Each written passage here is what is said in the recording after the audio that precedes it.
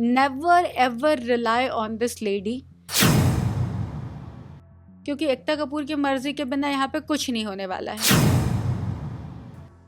फिर कोशा के साथ मेरा इंटरेक्शन शुरू हो चुका था। मैं भी किसी न किसी साथ म्यूचुअली सेटिंग करके कुछ कर रही होती। बोले आपको कोई इशू है? मैंने कहा हुआ एम आई टू टेल कि मुझे कोई इशू है। अंदर हम लोगों ने जितने गेम करने थे, हमें हर चीज़ के लिए तैयार थी।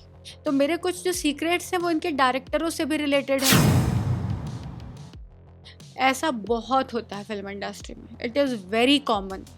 अगर हमको लव अफेयर चलाना है जैसे बाकी लोग चलाते हैं, I was okay with that.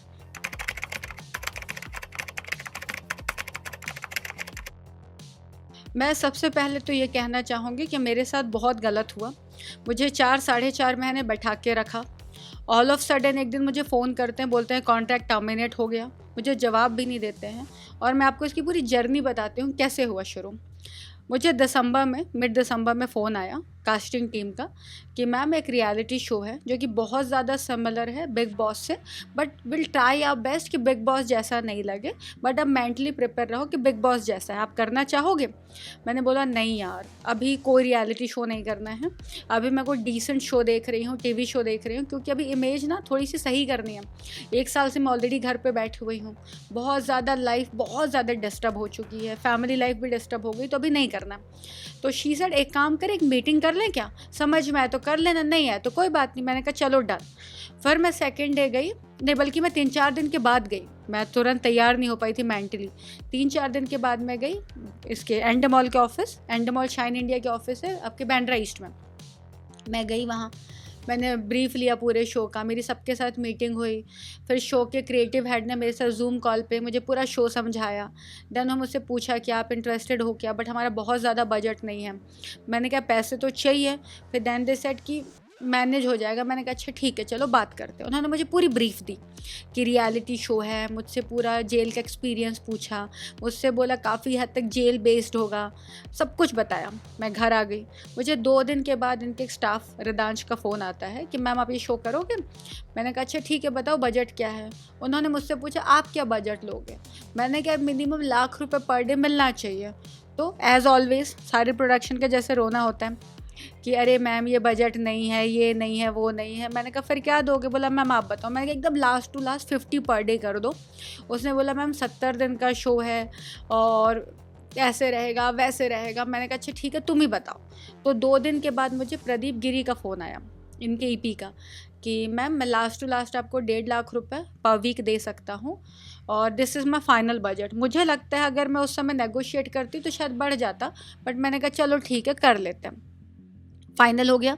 मुझे सेकंड डे कन्फर्मेशन मेल आ गया, I have that mail okay. उसके बाद इन्होंने मुझसे पूछा आपके मेडिकल कंडीशंस क्या हैं, क्योंकि आपको शो के अंदर रहना है 24/7, 70 दिन भी आप रह सकते हैं। तो आप क्या मेडिसिन लेते हैं, आपके हेल्थ इश्यूज़ क्या, आप क्या खाते हो, आप वेज खाते हो नॉन वेज खाते हो, आप अल्कोहल लेते हो, सिगरेट पीते हो, क्या करते हो, आप सारी आपकी कंडीशंस हमको बताइए और आपके डॉक्टर का सिग्नेचर चाहिए। मैंने पूरा करके दिया कि मैं अल्कोहल नहीं लेती, मैं सिगरेट नहीं पीती, मैं डायबिटिक हूँ, ये मेडिसिन सारी चीज़ें वो मैंने इनको दिया। डॉक्टर के नंबर मैंने दिया, बात कर लो। इन्होंने मुझसे फैमिली के नंबर्स मांगे, फिल्म इंडस्ट्री में जो दोस्त हैं उनके नंबर लिए। फिर उसके बाद इन्होंने मुझे यहाँ पे मेरे घर के पास एक पैथोलॉजी है वहाँ भेजा, वहाँ ब्लड टेस्ट कराया, एक्सरे कराया, सारी चीज़ें हुई। उसके बाद इन्होंने मुझे, इनके साइकेट्रिस्ट हैं उनसे मेरा इंटरेक्शन कराया, 2 से ढाई घंटे का सेशन हुआ जहाँ पे वो चेक करते हैं मैं शॉर्ट टेम्पर्ड हूँ या नहीं, डिप्रेशन में हूँ या नहीं, शो पे मैं मेरी हेल्थ कंडीशन या मेंटल कंडीशन क्या हो सकती है, क्योंकि एट द एंड अगर शो में कुछ होता है so they are responsible and they are answerable, so they have to take care of everything. इन्होंने मुझे टिटनेस की इंजेक्शन भी दी कि शो में अगर चोट वगैरह लग गई तो। ये सब चल रहा है। उसके बाद फिर बैक टू बैक ये मीटिंग वो मीटिंग, जूम कॉल पे कभी किसी चीज़ की कभी किसी चीज़ की चल रही है। फिर कोशा के साथ मेरा इंटरेक्शन शुरू हो चुका था। कोशा ने कॉस्ट्यूम्स पे बात की। फिर वहाँ पे हम लोग एक पॉइंट पे आए जहाँ पे हमें कॉस्ट्यूम वगैरह, क्योंकि अंदर रहना है 70 डेज़, तो हर चीज़ मैटर करती है, आप क्या प्रोडक्ट कैरी कर सकते हैं। सो दे वर वेरी क्लियर कि आपको ऐसा कोई भी प्रोडक्ट कैरी नहीं करना है जिस पे ब्रांड्स दिखें।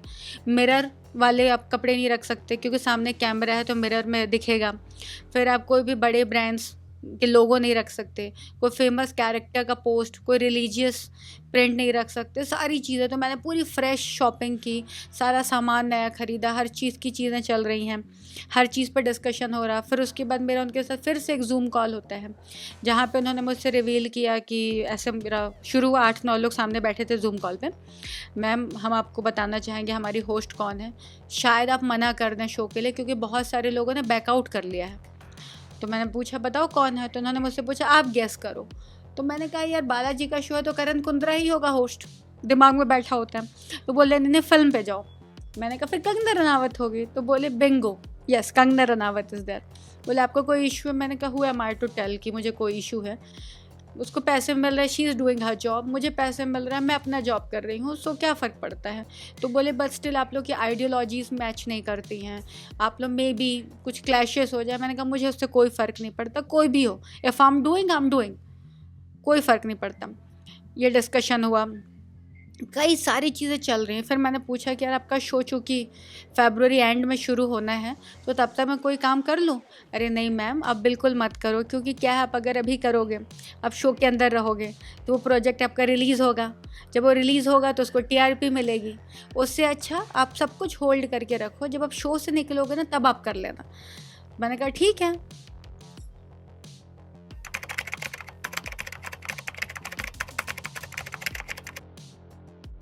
देखो मैं बताऊँ, मैं इसको थोड़ा सा एक्सटेंड करूँगी। सब कुछ सही था। एक तो मुझे क्या बुरा लगता है, इन्होंने सारे सीक्रेट्स ले लिया। इन्होंने मुझसे 8 सीक्रेट्स लिए जो मैं किसी को रिवील ना करूं, जो कुछ इनके इन हाउस डायरेक्टर से भी रिलेटेड हैं। हर किसी के अपने अपने पास्ट एक्सपीरियंस होते हैं, जो अच्छे होते हैं, बुरे होते हैं। तो मेरे कुछ जो सीक्रेट्स हैं वो इनके डायरेक्टरों से भी रिलेटेड है। तो मे भी इनको लगा हो कि शायद जब वो सीक्रेट्स रिवील होंगे तो इनके डायरेक्टर्स का भी नाम बाहर आ जाएगा, क्योंकि मेजर थे वो, हो सकता है इसकी वजह से। क्योंकि क्या हुआ, मैं फर्स्ट राउंड में ही अंदर जाने वाली थी, मैं कभी भी वाइल्ड कार्ड एंट्री नहीं थी। तो जब मुझे इन्होंने 18 को फ़ोन किया, 18 फरवरी को सॉरी, कि हम आपको फर्स्ट वीक में लेके नहीं जा रहे हैं, हम आपको सेकंड वीक में लेके जाएंगे, तब तक इनके पास सारे सीक्रेट्स आ चुके थे। तो मे भी इन्हें लगा हो कि बाद में लेके जाएंगे।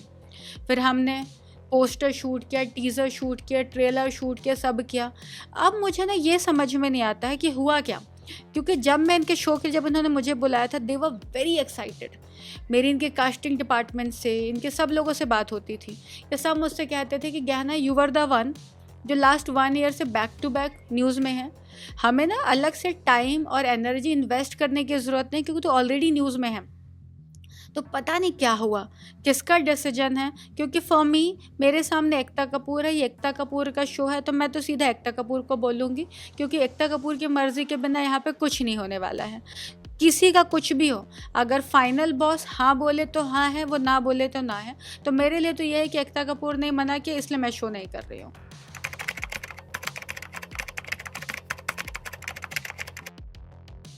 मैं एक्चुअली अभी लॉकअप को बिल्कुल भी फॉलो नहीं कर रही हूँ। मैं शुरू में देख रही थी, मैंने फर्स्ट वीक तक देखा। सो बाद में जब होता ना कि आपका मन ही इकट्ठा हो गया कि यार अब क्या करना है, और मुझे ना 1 हफ्ते के बाद ना बहुत बोरिंग सा लगने लग गया था, क्योंकि मुझे ना बहुत ज़्यादा हाइपोक्रेसी लग रही थी, मुझे सब कुछ फेक लग रहा था। देखो, जब आप रियलिटी शो की बातें करते हो ना, तो रियलिटी शो का मतलब होता है रियल। आप जो है आप मुझे वही दिखने चाहिए। आप मुझे अगर फेक लगने लगेंगे ना तो मैं आपको देखना नहीं चाहूँगी। उससे अच्छा तो फिर मैं टीवी शो देख लूँ ना यार, जहाँ पे 50 ड्रामे होते हैं। तो मैं बिल्कुल फॉलो नहीं कर रही हूँ, मुझे बिल्कुल नहीं पता भी क्या चल रहा है, और मुझे मज़ा भी नहीं आ रहा है। मतलब मैं बिल्कुल भी, मुझे पसंद नहीं आ रहा है शो।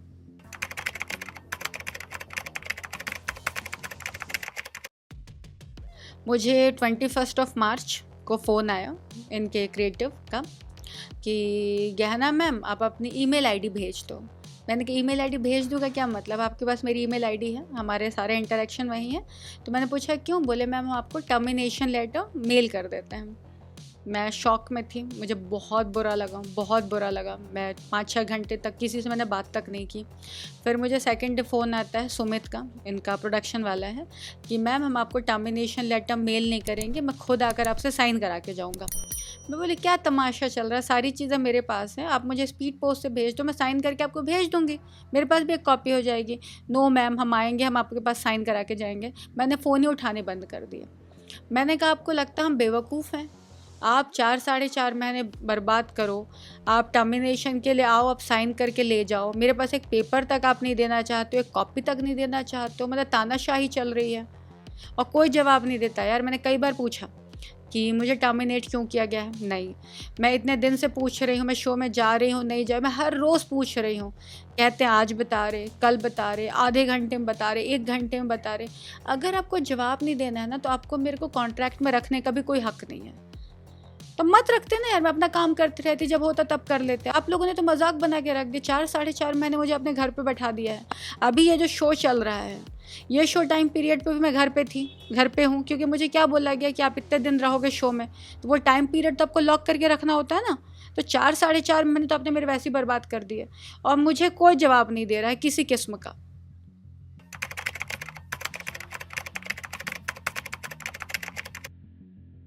देखो, मेरा कोई एक्शन लेने का कोई इरादा नहीं है। मैं कोई पुलिस कंप्लेन नहीं करने वाली हूँ। मैं कोई सिंटा एसोसिएशन में जाके कोई स्टैंड नहीं लेने वाली हूँ और ना मैं किसी के खिलाफ कुछ करने वाली हूँ। मेरा ऐसा कोई इरादा नहीं है, ना मेरा पहले कभी था, ना मैंने कभी कोई लाइफ में किसी पे केस किया। मैं हूँ ही नहीं जो मैं किसी के खिलाफ केस करूँ। आज मेरा यहाँ पे मीडिया से इंटरेक्ट करने के पीछे का रीज़न ये है, आज मैं नहीं बोलती ना तो कभी किसी को पता नहीं चलता कि मैं ये शो कर रही थी। आज से अगर मैं 4 महीने बाद ये बोलती तो लोगों को लगता है सब बड़ी बड़ी बातें जैसे सब करते हैं वैसी। और लोग मुझे कह रहे हैं कि अरे आपने एकता कपूर से पंगा ले लिया, पंगा ले लिया। क्या पंगा ले लिया? आपने आज मुझे 4 महीने बैठा के रख दिया, क्या गारंटी कल आप मुझे नए शो के लिए साइन करेंगे फिर 4 महीने बैठा देंगी? आज अगर आप मेरे साथ सगी नहीं है तो कल नहीं होंगी।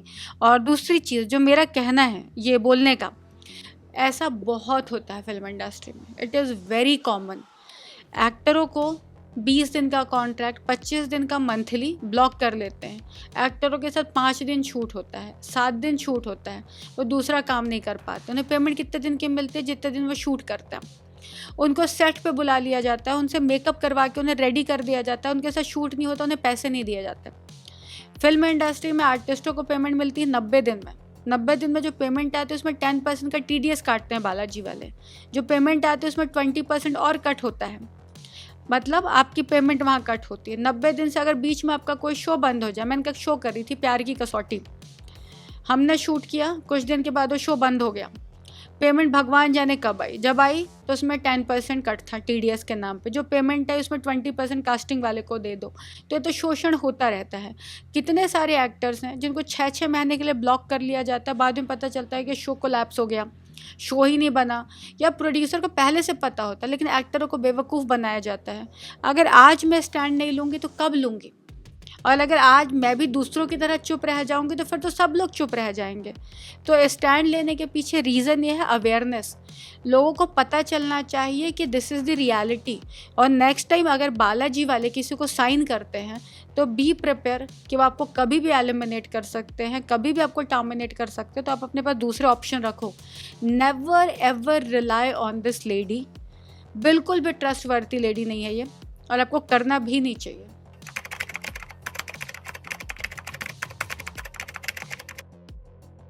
जब हम लोग के बैक टू बैक इंटरेक्शंस हो रहे थे ना जूम कॉल पर, तो उनका हमेशा एक ही बात पे आता था कि वी नीड TRP। कोई भी रियलिटी शो हो, कोई भी शो हो, फिक्शन हो नॉन फिक्शन हो, सबका गेम TRP पे बेस्ड होता है। तो हमेशा TRP पे बात आ जाती थी। तो आई वॉज वेरी क्लियर कि अगर अंदर हम लोगों को ये भी करना है, स्वयंवर करना है, तो आई वॉज ओके। अगर हमको लव अफेयर चलाना है जैसे बाकी लोग चलाते हैं, I was okay with that.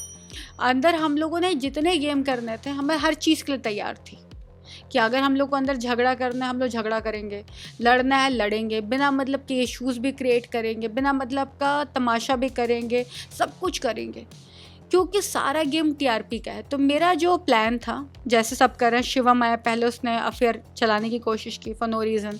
अभी अंजलि वाला जो चल रहा है, मुझे कोई रियलिटी नहीं दिखती है, जस्ट TRP गेम। तो मैं भी ऐसा कुछ कर रही होती, मैं भी किसी न किसी साथ म्यूचुअली सेटिंग करके कुछ कर रही होती। और सबको पता है लास्ट 1 ईयर से सारी जगह मैं ही न्यूज़ पर हूँ, भले इन फेमस कॉन्ट्रोवर्सीज है बट हैं। और ये जो शो है वो ऐसा ही शो है।